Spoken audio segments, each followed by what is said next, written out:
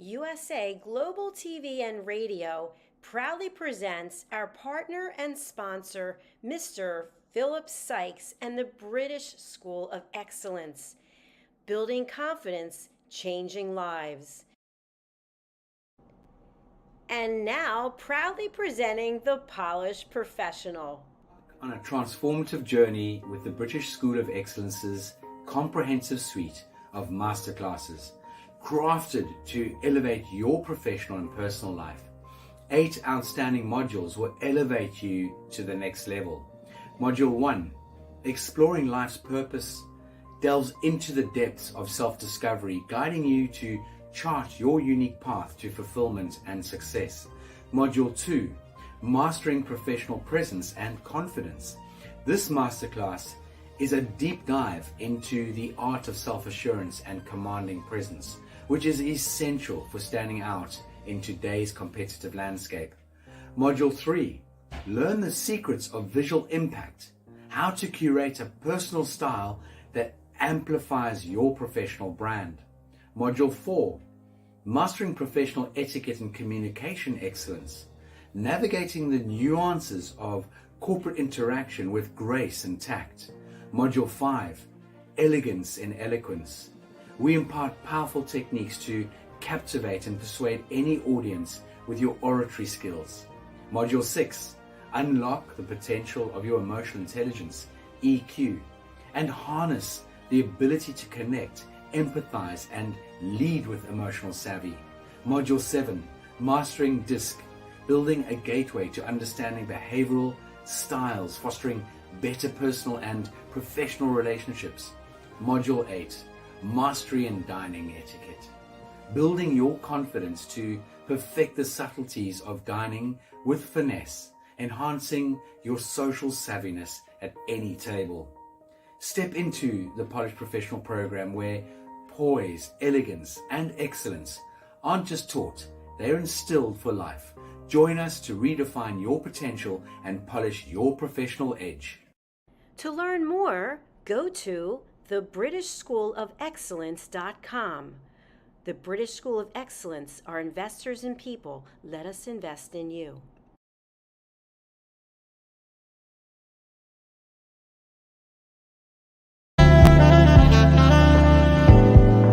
Welcome to USA Global TV and Radio, where our mission is to provide education, entertainment, hope, and inspiration.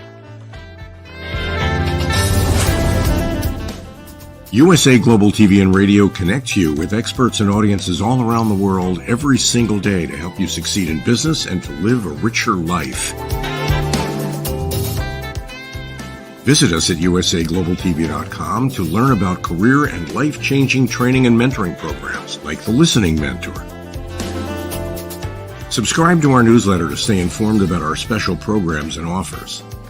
Discover how you can become a guest on one of our shows or a host or producer of a USA Global TV and Radio show of your very own. That's USA Global TV and Radio, where the doctor is always in.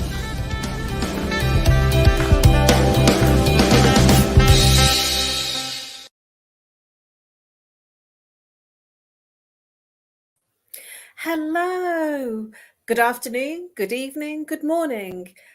Welcome to USA Global TV and Radio in partnership with E360 TV. My name is Caroline HEWARD and I'm your host today. Our show today is A Woman's Prerogative and our topic today is Harmony in Diversity, Unveiling Cultural Threads. Today I'm joined by our expert panelists. I'm joined by MARISKA from New Zealand. I'm also joined by Dr. Madalene Chan from London, and we possibly might be joined by Dr. Justina Matali from London. Let's bring all our expert panelists out and let's get into the show. Hello, Caroline. Hello. Hi, Caroline. Welcome. Hi, Mariska. Hello. Welcome. So without further ado, please, Mariska, tell our viewers, especially the ones that are here for the first time, a little bit about the value that you bring to your clients when you're working with them. So the value I bring to my clients, first off, would be within the leadership development space. And these days, if you don't know yet, leadership development or leadership in general has changed. Now, for most of us, at some point in our life, we move into the leadership space from a specialization, and that is one of the areas where I assist to help us bring a little bit more humanness into that space and relinquishing some of that control that we tend to have when we are specialists and know exactly what it is that needs to be done and how to do it, and being able to empower our teams to do exactly what we used to do. And then I also help clients that's within their leadership journey and moving up in their leadership journey, because as we move through our leadership, it is different to lead in the front lines versus being a leader of leaders. So understanding the nuances and tapping more into our humanness within that space is the areas where I help out. And I also have a variety of other things that I dabble in, such as writing books and co-authoring with Dr. Jacalyn. So we have a children's book series that helps you to listen. And this, well, might not only be for children, because as adults, that is a very useful skill. So go and check that out on Amazon if you feel like it. There you go, Dr. Jacalyn, thank you so much. So you can have a look at the book series and teach your children and yourself to listen at an elevated level. Thank you, Mariska. Beautiful. And I love the fact that our wonderful and amazing Dr. Jacalyn is behind the scenes and brings up the very graphic that we need. So thank you, Dr. Jacalyn. Always wonderful to have our superstar behind the scenes, making the production work wonderfully. So please, Dr. Madalene Chan, please tell our viewers what you do for your clients and how you bring value to them. Thank you, Caroline. What I do to bring value, all I can say is that I've always followed my heart. I've always followed my inner voice, my inner intuition.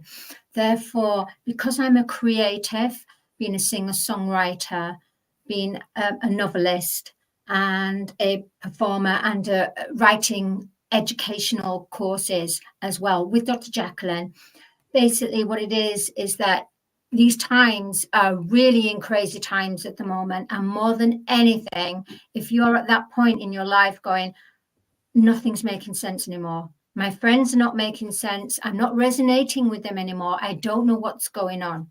I tell you, what's going on is your higher self is trying to connect to you and descend into your earthly body to be able to help you open your intuition and your heart. I am a soul heart awakener, and I can help you awaken your soul heart to your divine purpose, meaning you have a divine life. You have a divine mind, a divine heart, a divine soul, which equals a divine life. At the same time, I'm a novelist, and I've co-authored with Dr. Jacalyn, The Creative Heart Awakening. And both myself and Dr. Jacalyn believe that this is going to be a legacy in the way that Creative Heart Awakening, people now around the world are waking up to their creative heart in every walk of life. It just means they put their passion, purpose, and belief, and they have something to contribute to the human collective consciousness through their art and passion and field. And that's what we do.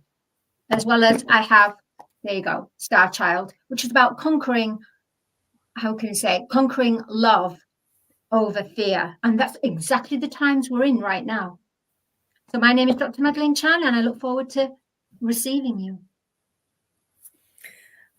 Thank you, Dr. Chan. Wonderful. And for myself, I'm known as the Harley Street Stress Expert, and I help people bust their stress. I help people through using root cause therapy to break through the patterns that create the challenges in the first place by using chakra psychology and root cause therapy. And I help people with all manner of symptoms, whether they be physical, emotional, or behavioral or mental ache and pain. So if you have a relationship issue, a bereavement issue, anger management, or just can't sort life out, whether it be depression, anxiety, stress, or emotional ache and pain, or indeed physical ache and pain, I can help you feel more relaxed so that you reconnect back to your heart, back to your five senses, and the mind goes clear. And I just want to share one quick thing with you. Last night, I was speaking to someone and giving them a consultation, and they had a very nasty cough and an infection on the chest, and they were wondering what had caused it. And by the time we had finished the call, about halfway through, the cough had disappeared because she was coughing quite constantly, and the coughing disappeared. And I asked her how she felt, and she said the cough has gone. So that's one of the things that I can do. And she was very, very poorly with the cough, coughing constantly, and she didn't know what had caused it, and I was able to help her identify the root cause. So it's very quick. Whatever you come and speak to me about, it happens within the call, and the process and integration happens afterwards. And I help all sorts of people with all manner of symptoms wherever they are in the world, because online I am global. I also have co-authored a book with Dr. Jacalyn too, which is the Adversity to Resilience, I think it's called. And I was one of 10 authors, and I have a chapter in that book, From Adversity to Awesome, I think it is. And that was a really, really powerful journey for me, because it was hard to go there through the adversity, and it was interesting for me to see how much I had grown through being able to come through the adversity and triumph from it. And it was a really incredible exercise and value offering that I was able to give, because I procrastinated in doing it, not wanting to do it because I didn't feel ready. And yet that process of writing the chapter was also part of my healing journey. So let's get into the topic, ladies. And as I said earlier on, we may be joined by Dr. Justina Matali a little later on. So our topic tonight, ladies, is harmony in diversity, unveiling cultural threads. And when I saw this topic, it immediately made me realize that I have been a member and part of a number of organizations that are multicultural and multi-faithed. And that was something that was quite powerful for me, because when I grew up in Birmingham, in my hometown, it was near the country, and it was not very diverse where I was growing up. And when I came to London into 1999, and I spent 24 years there, I was thrown in all sorts of diverse cultures and ethnic minorities, and it was all normal, and I felt that it was normal. And so that unveiling of cultural threads, I belonged to organizations that were very much in that zone. So what are your thoughts about this topic, Mariska? What are your thoughts in terms of what you've experienced yourself personally, and indeed through some of your clients? How have you experienced that unveiling the cultural thread in your life personally? Thank you for the question, Caroline. One of the elements, so being from South Africa, we have 11 official languages. Wow. So saying that should give you a little bit of an idea of the diversity within the country. It's quite broad. There's a whole bunch of different peoples in there. There's a reason they call it the Rainbow Nation. So growing up within that space, I think to a degree, both made me used to the fact that there is diversity. I mean, we have so many different people within the country already, and I almost, to a degree, do not have the reference of not being in a diverse space, because all the areas in which I've operated, there was some form of diversity. I'm even thinking about the ICF leadership team that I'm a part of at the moment, and within our team we have multiple nationalities. So it's so interesting to see how people that didn't have that exposure react to having different people come into the environment. And then it's also very nuanced, because one of the other elements that I'm finding is being in a business that's global. I literally have clients that's based in America, in the Asian sort of time frames, in Australia. They are literally all over the place. And working with these different clients, that's really where those threads of the culture, those pieces of growing up in certain environments come through, because I have not necessarily been exposed to it in the sense that I grew up there. So to me, I sort of see those elements a little bit more. And I always find it fascinating, because within the coaching space especially, one of the things that we look at is biases. And biases are really just we grew up a certain way, so we tend to think a certain way of something. And because I haven't grown up in that environment, it means that my thinking is different, which makes it a little bit easier to let a person know that, you know what, I know that this is what you are saying. Is this actually the truth for everyone, or just in your environment? Because there's a lot of times that we don't see it because we're in it. That's very powerful, Mariska, to have that background. You know, I grew up in what I learnt to be a National Front area, and I'm half Indian, and I was actually looking quite dark. I was a much darker skinned child, and I was the only non-white person in school.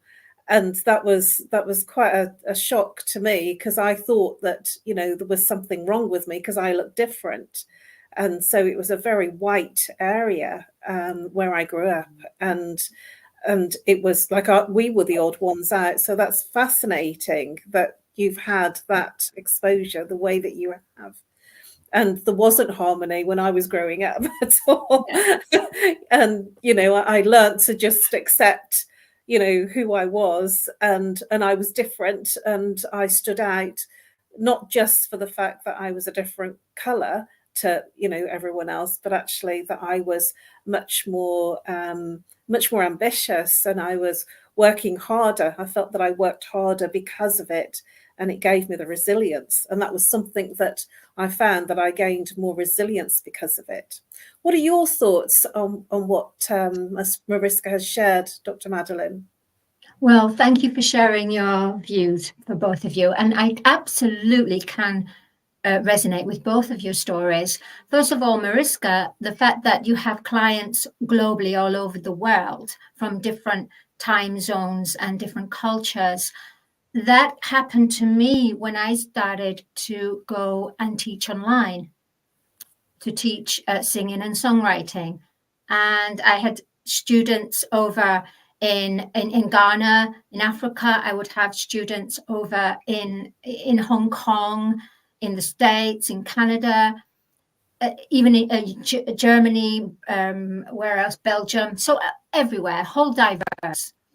So I absolutely can resonate with you on that. And the fact that I had to kind of work with phonetics with them, because a certain language that they were speaking, if they were going to sing something of a certain style, I had to learn how their language was and where certain words and sounds that needed to change in order to bring out the best pronunciation of that song, of that melody as well.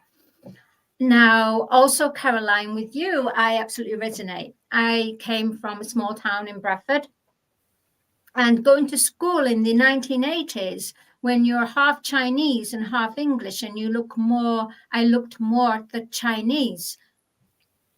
Yeah, I got teased a heck of a lot.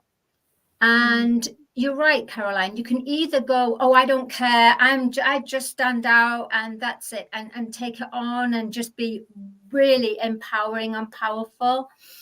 But I went the other way, where I became a people pleaser until I decided to remove myself from that town to go to a bigger city like London and meet all different diversities, all different cultures. So I would say that's my experience with. Oh, it's powerful, isn't it? Really, really powerful. You know, how I didn't realize that you were half Chinese. So that's something new. I did wonder, Chan, but then I just wasn't sure. You know, you could have married somebody that was a Chan. You know what I mean? No, my father comes from Hong Kong. And my mother is English. Right. Well, personally myself, I also have clients from all over the world, from different countries. And sometimes when I was in London, they would drop off the plane from Nigeria or from Lebanon or Syria or Afghanistan. And, you know, one of the first thing that they found was that the temperature was very cold here in the UK. So that was something that, you know, was difficult for them. So if they came to see me in a face-to-face meeting, then my heating was on full blast. But one of the things that I found helpful was that I would speak slowly, and it didn't matter what country they came from or what nationality or ethnicity they were still able to understand me. And that was because I was speaking very clearly, and that gave them harmony, because my whole sessions are about moving from the stressful mind and into the heart and into the emotions where they feel again. And in order to get them there, they've dropped off the plane from a different international land. They've come to the UK where it's freezing cold. There's no sun. It's probably pouring down with rain, and that would have stressed them out. But actually, they were feeling much more harmonious with me, considering it wasn't their first language. So we all sound like we're having harmony in the fact that we are working in diverse areas and countries and with different types of clients. So that's really, really interesting to know that, you know, that's where we are. So unveiling the cultural threads. This is something that, from my perspective, I found quite powerful in terms of when I've shared like different metaphors with people. Like one of the metaphors that I've shared with people is when I teach them to breathe. And one of the metaphors I use is blowing on a dandelion. And, you know, dandelions, it doesn't matter what person and what country, they all have grown up knowing what a dandelion is, and they've all blown dandelions. You know, and all the fairies, you know, sort of fly from the dandelion. And that was just absolutely amazing. And I'm finding the same with, you know, when I say to them, have you ever blown bubbles as a child? And everybody seems to have blown bubbles. It doesn't matter what country or nationality. And there is what I feel is a thread, you know, in our childhood. We seem to, no matter what country, ethnicity, or background, we all seem to have blown bubbles and literally had the dandelion weed and blown, you know, the fairies off the weed. And that's kind of whimsical from my perspective. And at the same time, it never ceases to amaze me. It's really enlightened me that children are children, no matter what country, religion, background, that children are children. What are your thoughts on that, Dr. Chan? Interesting point, Caroline. I feel that I know it's really strange in the way that in different parts of the globe, there's different acceptance, isn't there? Because of culture, because of certain color, and also because of certain tradition as well within that culture. Therefore, they wouldn't expect to marry someone of a different culture because they have to keep it within the culture. And at the same time, I feel that, we've got so ahead in AI, in digital, in technology. How on earth are we still like the bloody dinosaur age with regards to diversity, culture, and color on a global collective consciousness? And adding to that, if we are all multidimensional selves, we've all had lives before us, our ancient elders and everything. So we've been many different colors, many different cultures. So instead of people relating to the life they have here and now, I believe, we live in the now moment, but that doesn't mean to say we have to take our intelligence, our wisdom from the here and now. We take our intelligence and wisdom from many, many eons ago through the different traditions and cultures we have all experienced with our many lives. If we look at life like this, the world would be a different place. Thank you. So true. So true. What are your thoughts on what Dr. Chan has shared, Mariska? The thing that's coming up for me is sort of a blend between the two thoughts, Caroline, yours and Dr. Chan's, and in the sense of when we look at children, there is no bias towards anything really. They just enjoy life. They enjoy being on this planet. They enjoy the new experiences that they get exposed to. They are not worried about whether I can quite understand what you say because you speak a different language, or whether we look exactly the same. Yes, there might be questions that they come up with and loads of whys, depending on the age. And they're accepting of it. It's like, yeah, okay, that's fine. I mean, why do we lose that? What is it about us that at some stage we've been programmed, literally, to not be as accepting? We need to nurture and cultivate that acceptance, that openness within our children's and within ourselves, because that's actually the way that we come into the world. And somewhere along the line, for most people, we lose it, unfortunately. And then it seems like it becomes a whole life journey to get it back again. I'm so in agreement with you. I always consider, when I talk to clients, I use metaphors about children, because there is no judgment, there is no ego. All children, no matter what religion, culture, nationality, what creed, they're always running and playing in the mud. They're always running and playing in the puddles when it's raining because they want to feel the water. They're always, sort of running in the supermarket playing tag with each other. And there's no fear, there's no anything, they're just being. And we were all born that way. It's that, as you say, Mariska, that the programming, what we're seeing, other people, adults around us, how they're responding. And, I have quite a lot of Black friends now, and that's opposed to where I was when I was in Birmingham, in my hometown.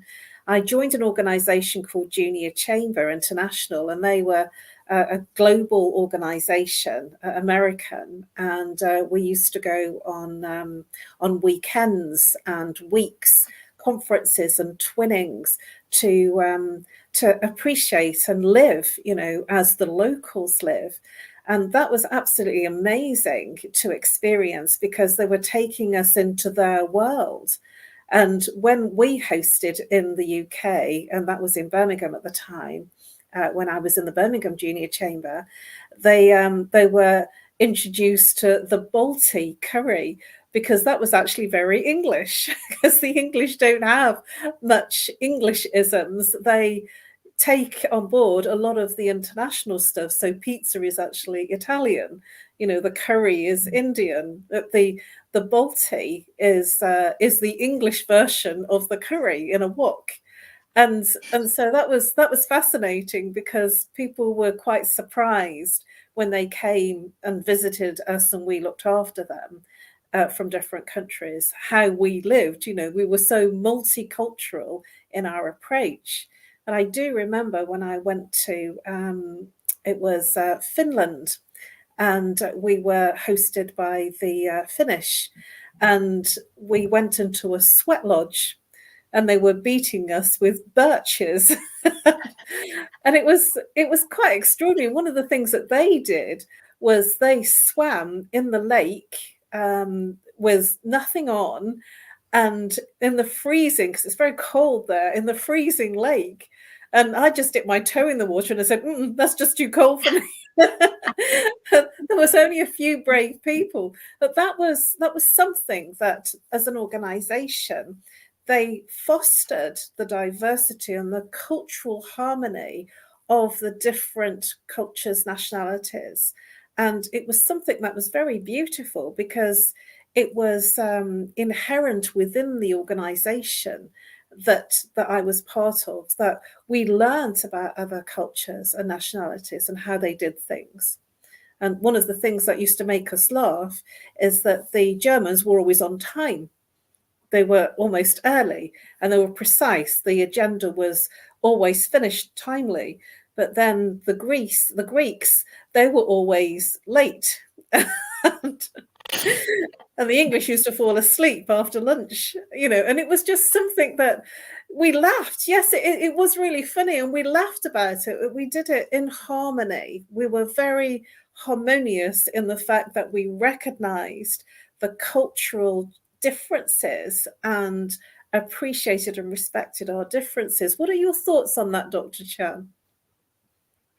It's a very interesting point you're putting on there, Caroline. What I can add on is the way that with the councils in the UK, for example, when I came back in the UK, they celebrate diversity.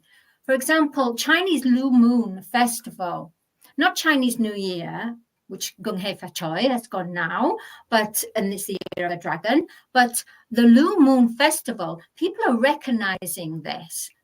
Yeah. And also there's the Indian color, with the color festival.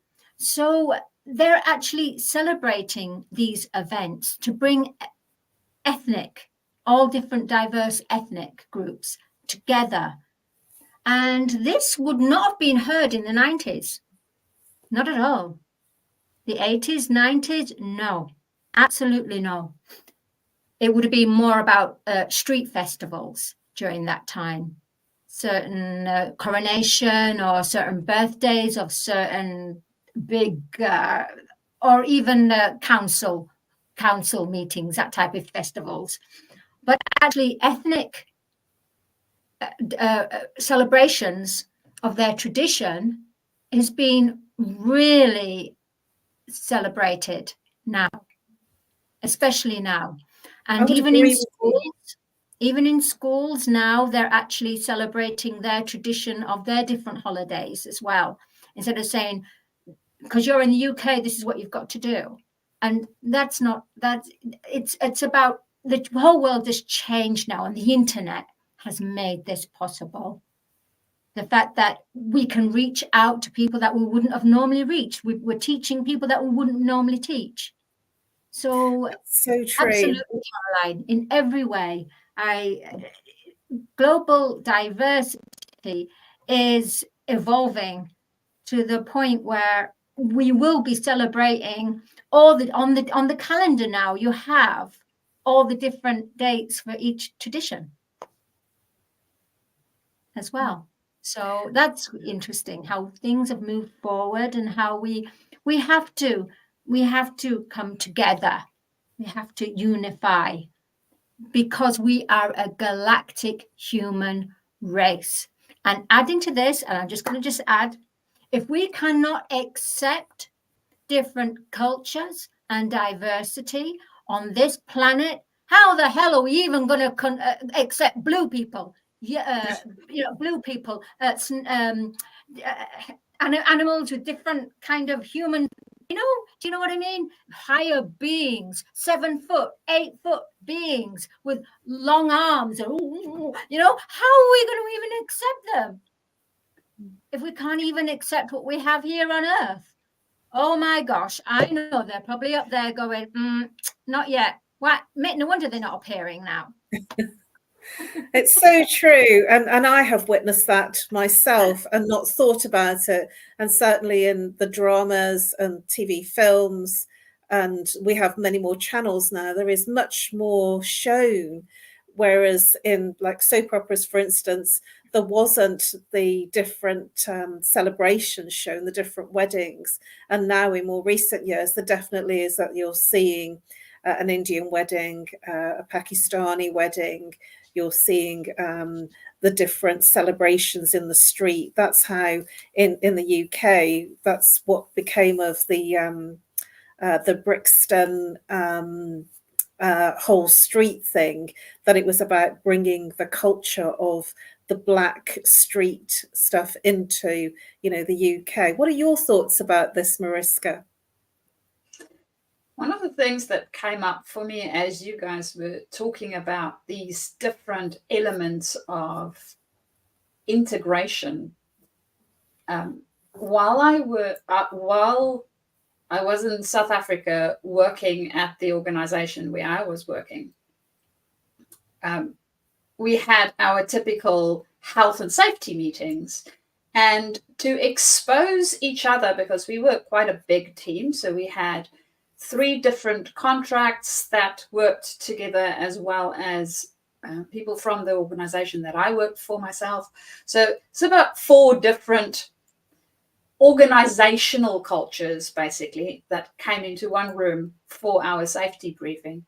And one of the ways that we went about exposing each other to the different environments was actually having a safety briefing at a different location, so somebody else's head office, each month, and rotating it around gave us exposure to what these guys were actually dealing with, how their environment functioned different to our own, and we could pick up on some ideas that maybe they implemented, or even offer some ideas that we might have seen in our environment that worked, that might be helpful for them.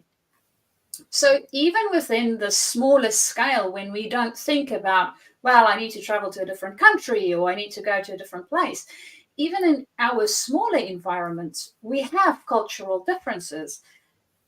Caroline, to your point of using children as an example, even families, within the family, we have different cultures, we have different things that we typically do, or things that is traditional for us as a family. So if you have 2 people that get married, you have 2 different cultures effectively coming together. And we don't always think about it that way. We think, oh, yeah, well, you're from this country and I'm from this country. We're from the same country. We sort of live in almost the same town. Everything should be fine. Yeah, it doesn't always work that way, because we grew up in a different environment with different norms and different things that we are used to. And now we blend it in our new environment, which then becomes our new family environment. So we have these things constantly in our life. We just need to realize that we can expand it into more areas. I'm so in agreement with you. Ladies, we have such an interesting topical conversation today. We're almost out of time. Can you believe it? We're at the end of our show. So we have 2 minutes left, a very, very small 2 minutes. Please do share with our viewers how people can reach you. So, Dr. Chan, to begin, please just share with our viewers how they can reach you. Thank you, Caroline. Anyone that wants to reach me, who feel triggered, who wants to get onto their divine path, contact me. You can find me on LinkedIn, and you can find me on Facebook as well. And also you can find me on the education courses, The Power of Listening with Dr. Jacalyn. We've created a few courses, how to get out of this dark night of the soul and open your heart to be a divine being, or on the way of having a good divine life. Yeah, so contact me. And if you want a song written about you, contact me too. Thank you, Dr. Madalene Chan. And very quickly over to Mariska. Mariska, how can people contact you? Well, if you are a leader stepping into leadership or stepping up in your leadership journey, do contact me for leadership development related activities that we can look at how to bring a little bit more humanness into your space. And you can contact me via my email, which is mariska@journey2discover.com, or alternatively connect via LinkedIn. Write me a direct message and we can start our conversation. How about you, Caroline? Thank you, ladies. And you can reach me on No More Stress at live.co.uk, or call, if you are international, +44. If you are local, 07523 120 189. I look forward to helping you bust your stress. Please do tune in next Monday, every Monday at 7 p.m. We look forward to seeing you then. Thank you so much. And now over to our sponsors. Thank you so much, ladies. It's been an amazing show. It's gone so quickly, and I look forward to seeing you both next week. And thank you very much, Dr. Jacalyn. It's been wonderful to have you behind the scenes doing your amazing producing. I'll see you next week. Bye-bye for now.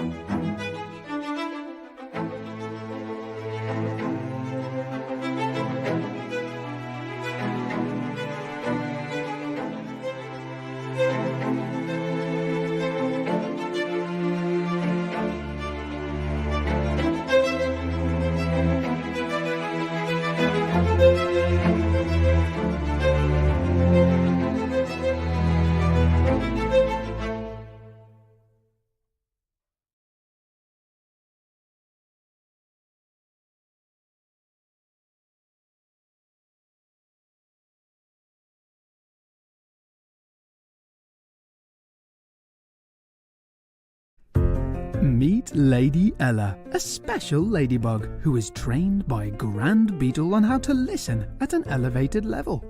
After earning her gold wings, Mother Earth and Father Universe asked her to travel across the solar system, teaching life lessons to creatures to respect one another and to listen.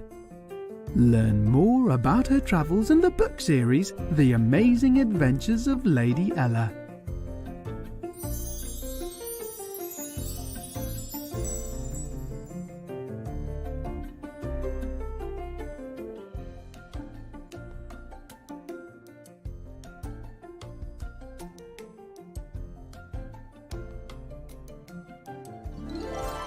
The Amazing Adventures of Lady Ella, the Listening Mentor. Lady Ella's ABCs of Listening. Lady Ella has afternoon tea in London. The ocean calls and Lady Ella listens. Lady Ella listens in the Baobab National Game Park. Lady Ella's space adventure across the universe. The magical adventures of Lady Ella and her super-powered friends. There are also collections of colouring books for parents and kids.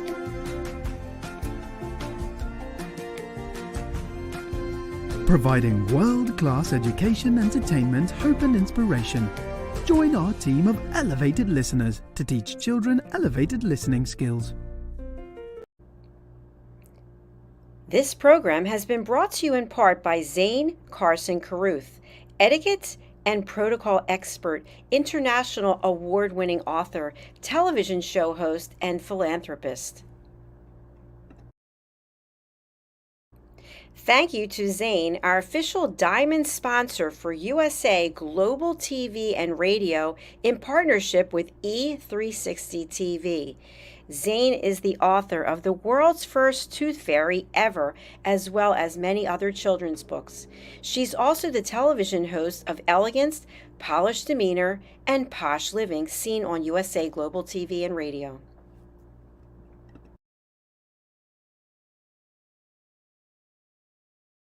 Hi, my name is Zane Carson Carruth, and I'm the author of this book, The World's First Tooth Fairy Ever.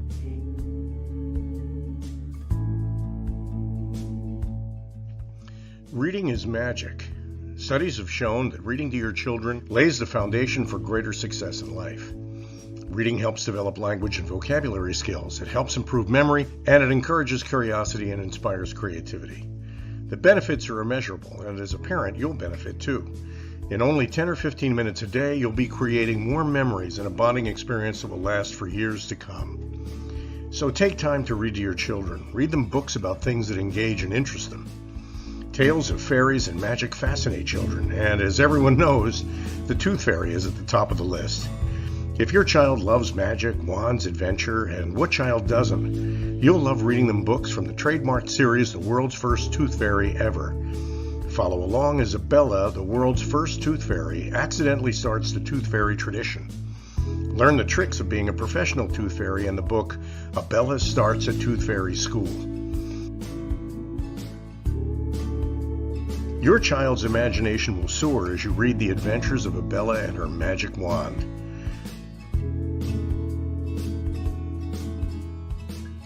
These wonderful books are available at worldsfirsttoothfairy.com and at Amazon, Barnes & Noble, and Walmart.